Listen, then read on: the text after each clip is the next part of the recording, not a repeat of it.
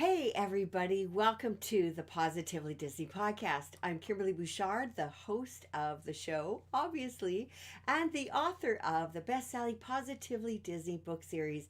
Thanks for taking some time out of your day today and joining me. And I'm looking forward to catching up with you guys. You know, I have so many different people that I interview over the season that it seems to be a very rare occurrence that I get to actually talk to you guys and be able to have you guys phone in. Before I tell you details about that, I just want to thank my sponsor, Years of Experience, Michelle McCune, the wonderful travel agent that will set up the most amazing vacation for you wherever you want to go in the world. And what's really cool is she is now part of booking Disney weddings and events and all kinds of good things out there. If you want to reach her, you can reach her at Ears of Experience 732-735-1779 or MMCKEOWN at themouseexperts.com. Let Michelle know that I've sent you. Well, guys, as I said, this is going to be a phone-in show, an opportunity for you guys to phone in. You can comment, whatever you'd like to do. The number to call is 844-483-4763.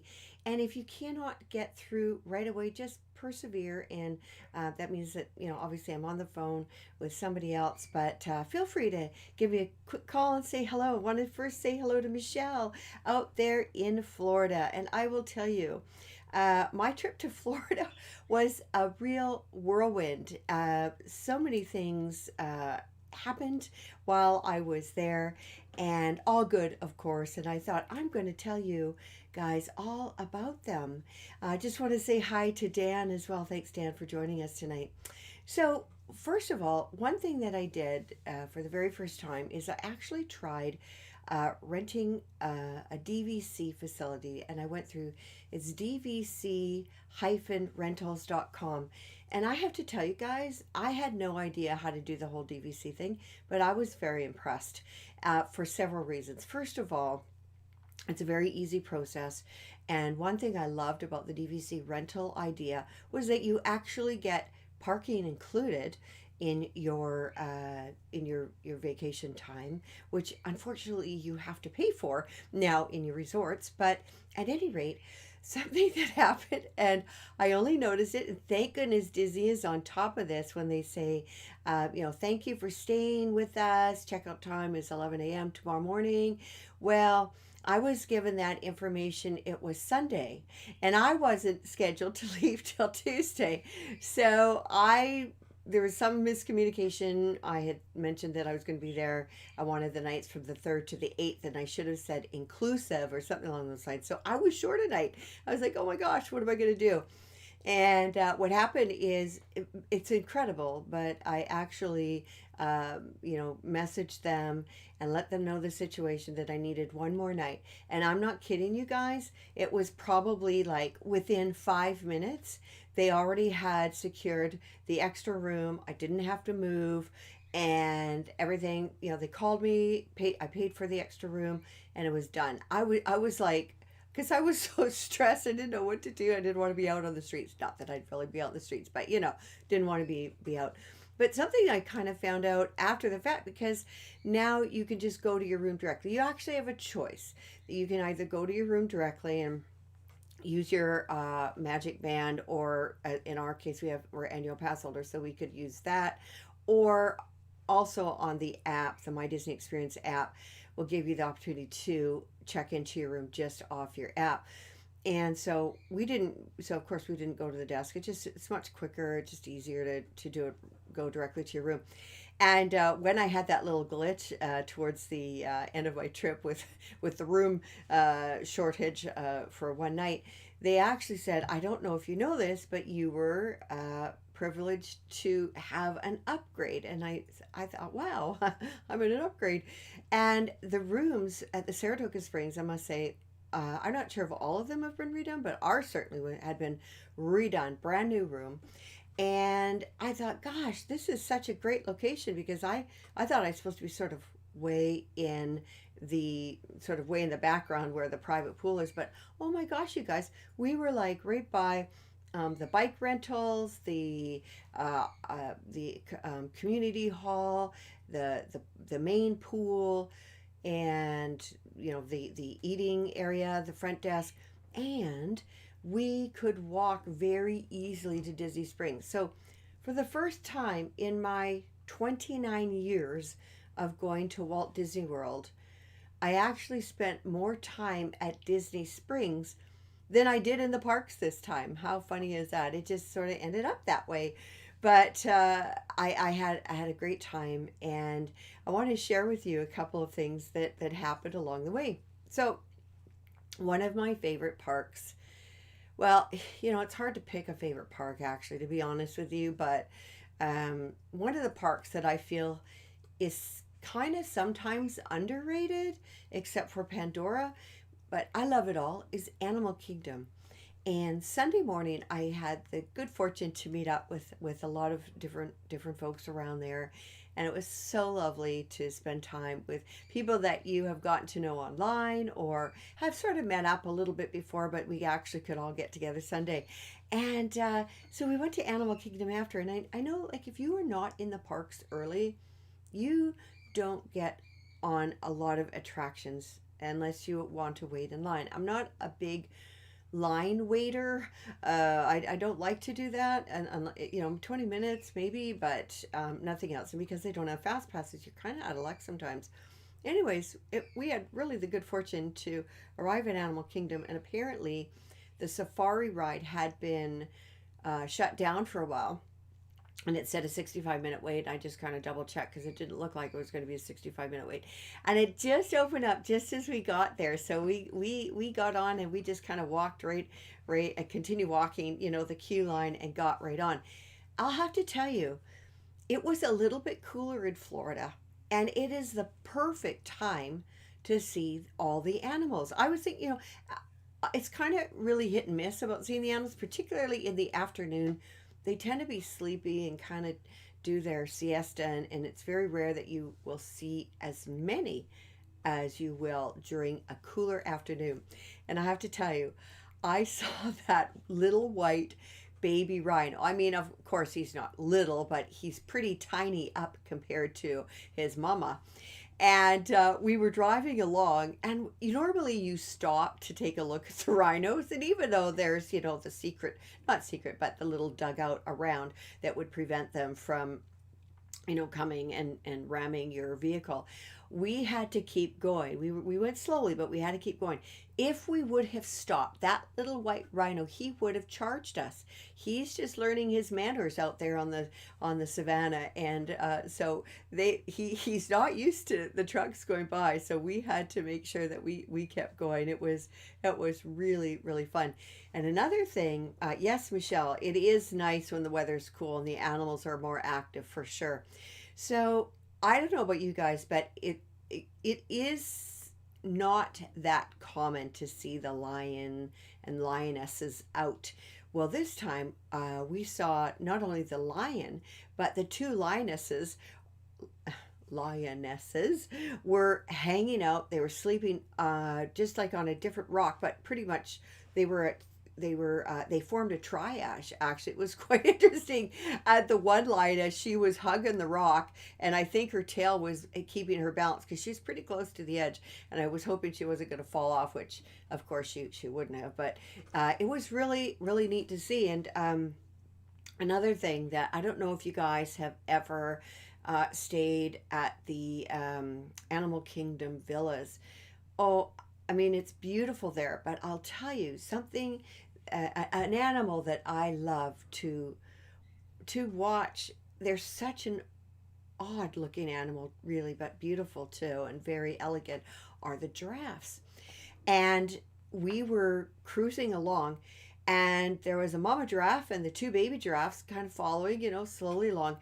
They just about stuck their head in our window. It was so bizarre. They were so close. You could see her nostrils, like right, like, it wasn't that close, but it was probably between me and my window, which is probably about 2.5 feet away. That's the closest I've ever had for a giraffe encounter. And it reminded me of that place, you guys. in Africa called Giraffe Manor, where they actually show people eating in that manner, and the giraffes will come up to the window and stick their head in the window. It's kind of like that's the big draw.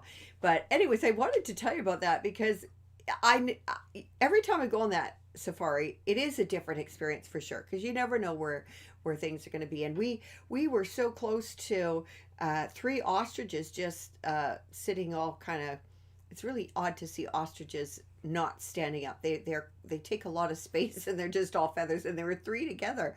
And I just kind of thought of that term, the birds of a feather flock together, and they were definitely flocking together. They were really, really close to us. I've never seen a bus or truck go that close before. But anyways, that was really fun. Another thing I like to do at Animal Kingdom, of course, is do the walks, because you can often see, well, you see the gorilla and baby gorilla and the tigers. And a week before, so it would be like 2 weeks ago now, the baby male tiger, they were really excited. He passed all whatever health tests, whatever other tests they need, but he got sent to a zoo for breeding. So they were really excited that they had brought in this little this male tiger, and he is now breeding with another zoo, and they were just waiting to hear about their girl, the little girl, and see if she would be up for that as well. And I think there's a lot of testing and stuff that goes on, and they don't tell you which zoo they go to. However, the zoo itself will let you know. And I found that out because our zoo in Seattle, Woodinville Zoo, it actually has, I think it has something, I can't even remember what animal it was that was brought over from Animal Kingdom, Disney's Animal Kingdom, to our zoo here. I'll have to double check that. I don't think it was an elephant, but it was a fairly large animal, and I'll have to remember to look again next time I'm there. Another thing I did at Animal Kingdom that I hadn't done ever. It's a little pricey, of course, and with a family of 5, it would have been very, very pricey. And it was just my husband this time, so I thought, oh, let's go check it out. And Tiffin's restaurant, my gosh, Tiffin's is a restaurant that is nestled right into, just how do I say? It's kind of on the water. The bar side is on the water, and it's a beautiful decor in there, beautiful restaurant. And I suggest if you if you go, and if you want to bring your kids, even your young ones, they really accommodate you. There was a family of 2 young boys next to us, and they were all excited about these special tacos that they had made for them. So really great food, great atmosphere, very unique decor, I'll tell you. And I have to thank Michelle, who's watching on here. She is an annual pass holder, living in Florida, of course, and she knew my plight. I could not pick up my annual pass magnet, annual pass holder magnet, which this year is Donald Duck at Walt Disney World. Of course, Mickey's got my heart, but Donald Duck is my guy. And they only offer that magnet on weekdays at Animal Kingdom, and I wasn't going to be there weekdays. And so Michelle is very accommodating and is sending me one of hers, because they, of course, they're a family of annual pass holders, so they can have more than one, and they don't need more than one. So I'm looking forward to that, Michelle. Thank you so much. Something, of course, that I had to show you while I take a little sip here is my little mug that I got. And I am all about the happy Donald Duck, but because I'm left-handed, you're only going to see the crabby Donald Duck tonight. But anyways, this is the that my happy Donald, and this is my cranky Donald. So I'm kind of getting into Donald Duck mugs. I don't know why, but I'm a big tea drinker and like to drink water all the time, so it's kind of my thing now to pick up a mug. So I was happy to find that one. Now I've got 3 Donald Duck mugs that I can switch out. Something that I learned, and I have to tell you, because all you guys that are heading there, on the sooner side. So y'all know that you can hop to different parks at 2 p.m. Well, before I went, I didn't quite know how that whole park thing worked. I thought that I had to book a second park to reserve a second park. The good news is you don't have to book a second park.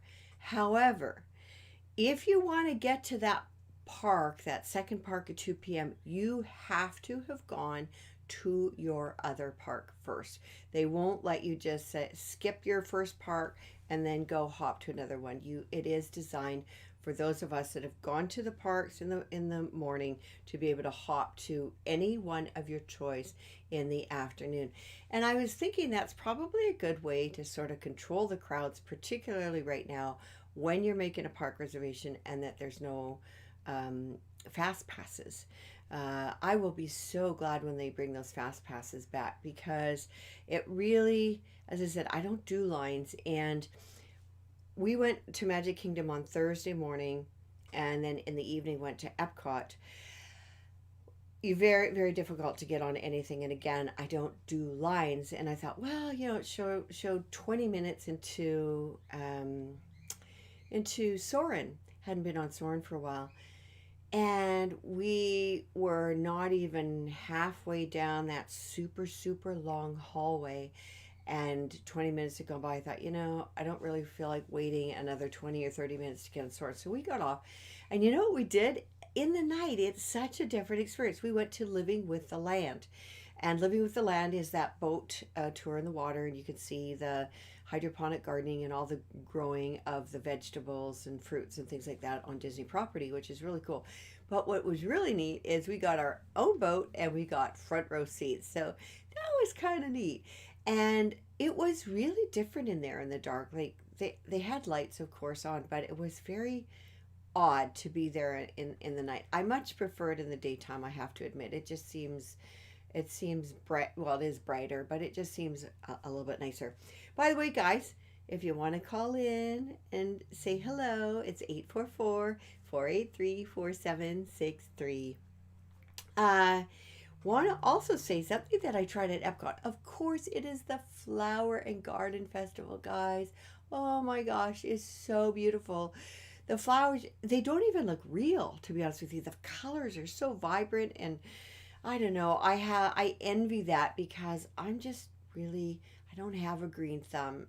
I've had kind of difficulty with gardening all my life. I love it, and I would love to. I'm okay with container gardens most of the time. But anyways, the Epcot Flower and Garden Festival is so beautiful, and I was so excited, of course, to see Donald Duck and Daisy Duck topiaries, beautiful, pretty big topiaries.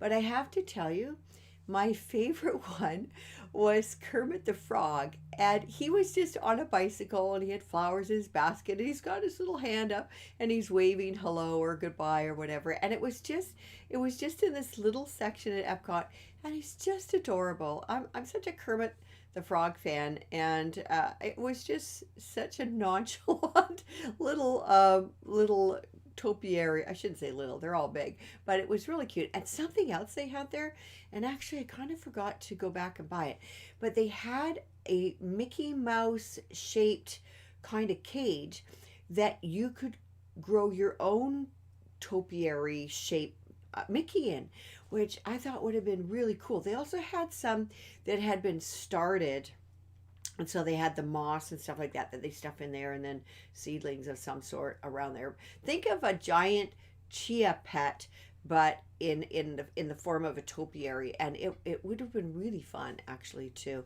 have that. So I'm gonna check on Disney parks to see if they would have that, because that would have been neat. Something you just really don't.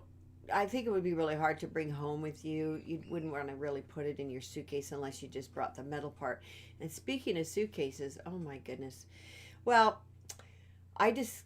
when I travel, because I've traveled, not around the world, but throughout the world when my kids were younger, particularly when they were Irish dancers. So you never know, like if you need some kind of pharmaceutical or whatever. And one of my things that I bring and have brought all my life traveling with the family and even bring now, of course, is oregano oil. Oregano oil is brilliant, and I didn't know I was going to bring this up, but I have to because it's so traumatizing. What you use oregano oil for, and I got to tell you this. So if you start having a bit of a sore throat ever, you put a little bit of water or juice in a teaspoon and put about 5 or 6 drops of oregano oil. Take it, a few times a day. It'll burn, but it's killing everything. It's brilliant stuff. And if you start having an earache or a little bit, you put a little bit on a Q-tip, put a little bit in your ear, and again, if that starts to burn, that's doing its job. It's killing whatever you have. If you have a stomach ache or stomach issue, the capsules will do the same thing. I swear by this. But anyways, so I normally bring it along, have my little vial, and put it in Ziplocs because you never know. You don't want a leakage. Well, oh my gosh, I don't know what happened.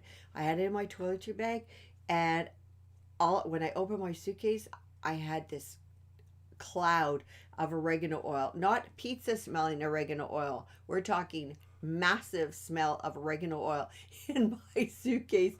Somehow it had leaked out into the Ziploc. Thank goodness I had the Ziploc. But you know what? It went through the Ziploc somehow, and it peeled the outside of my can of I had a little can of hairspray, and it peeled that. It went in my little gummies, my little uh vitamin gummies. Oh my gosh, it was crazy. Now that I told you you can take this stuff, you take this stuff, but you take it just in a few drops at a time. Anyways, I felt very bad for our gal that came in to pick up our garbage every day, because you came into the room and it smelled really bad. One thing that counteracted that smell, I don't know if any of you guys saw my video trying the Everglazed donuts. Of course, you hear, oh, these Everglazed donuts, what in the world? How can a donut have so much fandom? Oh my gosh. I will tell you, Everglazed Donuts is located nearest Cirque du Soleil. We got into a virtual queue for 50 minutes, 50 minutes, not the 225-minute queue that I had to do Gideon's cookies for. But I will tell you, those donuts were out of this world. They absolutely were. We had a hard time picking. We should have only got one, but we ended up getting a variety. And the coconut cream one, holy cow. It was like having that coconut cream in a pie with a donut, and on top it had like little chunks of the coconut, like a coconut patty, if you will, like chocolate with coconut inside, chocolate bar. Was so good. The peanut butter one I couldn't handle. It was unbelievably good, but I could only have like a snippet of it. It was just too much for me. I love peanut butter, but that was crazy. Like if you're a peanut butter fan, go for it, but you just can barely eat it because it's so heavy and filled with everything. Another one we got, I guess they have specials of the month, and my husband got the chocolate one that was called the Brooklyn, and it was chocolate and everything chocolate.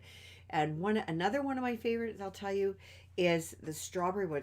It's really beautifully done with a little bit of strawberry. Gosh, now that I'm telling you all about this, I kind of want one, and I'm here in Seattle. I can't have one, but anyways. So the fresh strawberry with the lovely, not very sweet icing kind of cream or whatever, but inside was like ginormous jelly. Oh, it was so good. Anyways, I really highly recommend that you try it, and I honestly, like, I don't know how much it weighed, but they were pretty weighty. Like the peanut butter one I lifted up, it was pretty weighty. It was I don't know, a good quarter of a pound, that's for sure. Anyways, I just had to tell you that. Another thing that I have to tell you about that I actually heard from local Floridians, and I'm excited about it. So the college program, it's not up and running yet, but it is going to be soon. And what is wonderful about the college program is they have places for the college kids to actually stay. they are building a beautiful, beautiful complex, and it's called Flamingo Crossing Village. And in this village, they have, well, 2 bedroom to 4 bedroom uh, apartments, beautifully done. It's kind of back behind, tucked back behind Coronado Springs, and I have been back around there, but had no clue that this was what was going in. They have that, they'll have the swimming pool for cast members, operations management. They have like just a beautiful grassy area you can sit with on tables chatting with people. They have a beautiful not weightlifting room, fitness room, there you go. But they also have different restaurants and stores come in, so they have like Target, Walgreens, bento the Asian food, Dunkin' Donuts, Five Guys Burger, a barbecue place. What else do they have? Oh, Ben and Jerry's ice cream. So they have everything for these cast, for you guys that are watching that are cast members, and it looks absolutely beautiful. So I wanted to share that because I thought that was kind of like a lot of hope I found in that building. Just knowing that the cast members, college program, young men and women will be able to have beautiful accommodations where they are working.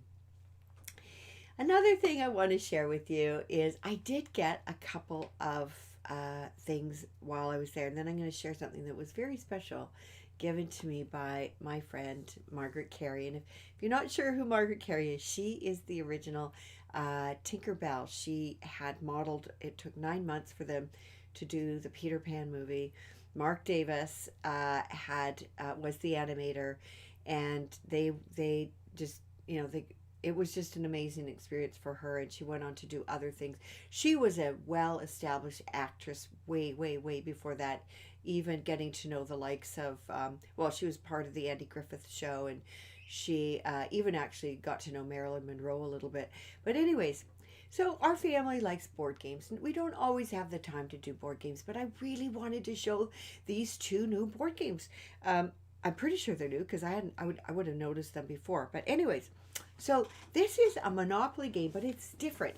It's a Disney Monopoly Parks game. So it encompasses the Disney parks in California and Walt Disney World. And look at this. It's got a castle that it's a 3D castle that is set up in your board game. And something that I thought was so adorable are the pieces, and I just have to show you these pieces that are in here.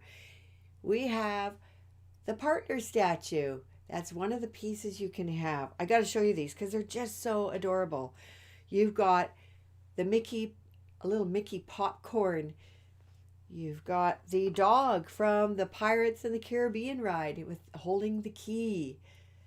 You've got a cruise ship. Oh, do I miss those Disney cruises. You've got Cinderella's slipper on a pillow. And there's 2 more, which are so cute. The Autopia car. And, of course, a little pair of Mickey ears. Aren't those adorable? I thought they were so cute. I'm like, I'm all in. I think that it's so fun, particularly that it's dealing with the parks. You can buy different attractions, different things like that. And it even has the castle that I want to play that this weekend, I think. Even as a castle inside. Another game that I really have to show you that's really cool, actually. I like the game Clue. That's such a classic, for crying out loud. I grew up with the standard Clue. But this is Clue Villains. Now, the board is actually really quite beautiful. And you've got the different places, the different rooms, the different venues. And I thought that was really neat. And here's the other side of the Clue game. And of course, they have some really neat players. I guess you can choose one of, I think there's 5 of them, 6 of them. There's the Evil Queen, Hades, Dr. Facilier, let's see who else. Jafar, Maleficent, And I took one out to show you Ursula. And look at that detail. Isn't that cool? You can see everything around her. I thought it was so cool. And so I can't wait to try to play that game. And of course, it's not like your traditional clue where you'll find a pipe or a candlestick or whatever. You find a poison apple, or some of these other things that you can determine who kind of done it or whatever. But I love that. I love that. And because we have been an Irish dancing family all our lives, we still love St. Patrick's Day, even though we don't do that anymore. And I have to show you, this is a limited edition pin that I got. My friend in California showed me this, and so when I got to Walt Disney World, I picked one up, and I love Donald Duck, that he's got those crazy glasses on. And actually, I think we have a pair somewhere at home when we used to do some fun things on St. Patrick's Day, and we'd have shamrock glasses. I'll tell you. Well, I'm going to just about wind up here, you guys, but I have to tell you that one of the things that we did while we were in Orlando is we went to go pick up my friend Margaret, who lives in Sarasota now, and it was so lovely to see her. I hadn't seen her in a couple years. She moved last year. Actually, it was like February 16th that she had moved to Sarasota, Florida, which I thought, you guys, you know what? She's turning 92 this year, and to just up and go to the other side of the country with your new husband at that age, like, I was really impressed. And Margaret is such a lovely human being, and I feel very blessed to call her my friend. And we had a really, really nice dinner, lunch, I guess, late lunch or whatever, at a place called Marina Jack's in Sarasota. So if you're ever in Sarasota, check that place out. But there's a funny backstory to that place called Marina Jack's by the water. While we were at Walt Disney World, we found out that our Canadian friends from Seattle were going to be there just from Monday to Wednesday. Real short trip. And they booked the Raglan Road, the lovely Irish pub restaurant at Disney Springs.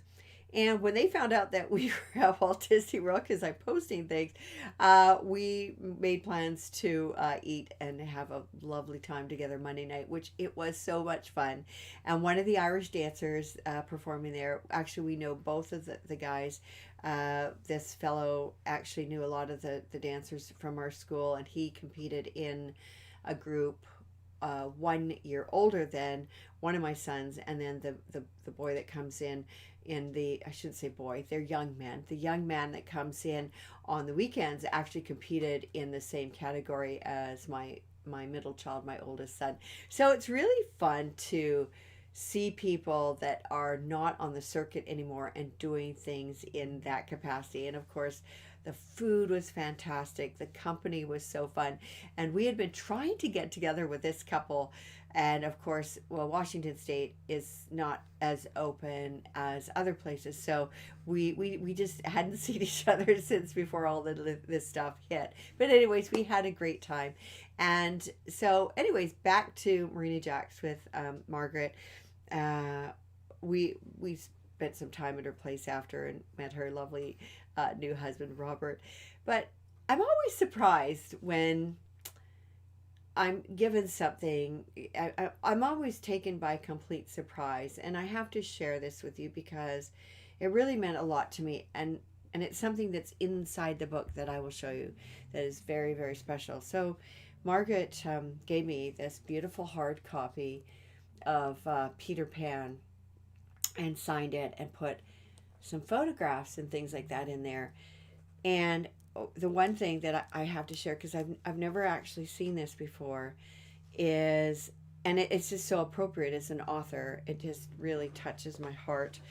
It says, books take us to magical places. And that's Walt Disney, him saying that. And I don't even know if I've ever heard of that quote, but isn't this beautiful? I just love this. I think it's just wonderful, and it's so special because we've got Tinkerbell on there, and Margaret, of course, signed it to me and that. But I've got to frame that because I honestly don't ever recall seeing this a photo of this with Walt with a book. I mean, maybe some of you guys have, but I have not actually seen that. And so anybody that knows Margaret or has been able to meet Margaret, and I'm thinking this is probably why she lived so long. She has such a great sense of humor, and she's just a going concern. So I have to show this. I have to share this with you because I thought it was so fun. Some of you guys would maybe recognize Walt and Lillian. Now on a cruise ship, on a Disney cruise ship, you often will see this photo around because I think they are on a ship from this photo, if I can recall. But Margaret photoshopped herself in there with Walt and Lillian, and I thought it was just hilarious that she loves Photoshop, and I know she got help with that, but I thought it was so funny, and it just goes to tell you that people that have good senses of humor tend to live a long life, and they tend to live a good life, and that's something that I she makes me smile all the time, and very blessed to call her my friend. Um, Guys, I guess we're just not going to have any calls in tonight, which is absolutely fine. Sometimes people get shy about it, and I'm kind of talking and giving the whole rundown on my trip. I'm hoping to get back there possibly in a couple of months, if not later part of summer in August. Hopefully, things will be even open more there. I must say, when I was leaving Disney Springs on Sunday to head to Animal Kingdom, people were coming in droves, and it just made my heart so happy. I'll have to tell you, because we were at Saratoga Springs, staying at Saratoga Springs, and right next to Disney Springs, and hanging out there a bit more, it felt normal. It felt like the crowd level was normal, and the bands were playing, and musicians were playing, and everybody was in this holiday spirit. I have to say, I noticed that I don't know how I can explain it, but people were more cheerful than usual. I mean, when you go to a place like Disney, most people are having a good time and happy to be there. But there was like this extra tangible, like, we're so glad to be out and about and enjoying life. And it was just wonderful. It was wonderful. So if you guys are thinking about a trip, go, just go and enjoy and take it all in. The food is great, but the Flower and Garden Festival is actually going to be on for several months. I think that what they're really trying to do is keep those kind of special festivals and celebrations going on. And they didn't do this, for years, but they have been, in the last few years, keeping those food kiosks out and around in Epcot, so you can have the opportunity to taste these little things that they're offering from the different venues, different countries. And one thing I have to tell you that I tried for the first time, I was thrilled to death. And I don't know, maybe you guys all know what this tastes like. I have not tasted it, but it was called fried green tomatoes. I had ever since I watched that movie Driving Miss Daisy, I always wanted to try fried green tomatoes. Well, guess what? They have fried green tomatoes in that tent between the UK and the Canadian Pavilion, and they were delicious. I just see another friend has popped on here, Donna from California. She is my Disney California buddy. I think there's about 8 of us now that we're all moms. We all have kids about the same age. We all have Mickey shaped hearts, and we are very fortunate that Disney has brought us together. And honestly, you guys, Disney is so amazing for bringing everybody together. There's something for everybody, and be it the movies, be it the parks, be it food at the festivals, be it the flowers, be it the attractions or the resorts. I know there's people that go to just resort hop, which I never really did that before, but I want to do that. I want to just resort hop and check out, just for the day. You don't even have to go in the parks, but it's just something that I just am very grateful to be a part of this whole Disney community. And Donna's mentioning fried green tomatoes is a very southern thing. I assumed it must be southern because I don't see it up in Seattle at all. And I would like to try that recipe. I'm not sure if I have a recipe in one of my Disney cookbooks, but I'll definitely have to check it out. Anyways, guys, I'm going to wrap things up tonight.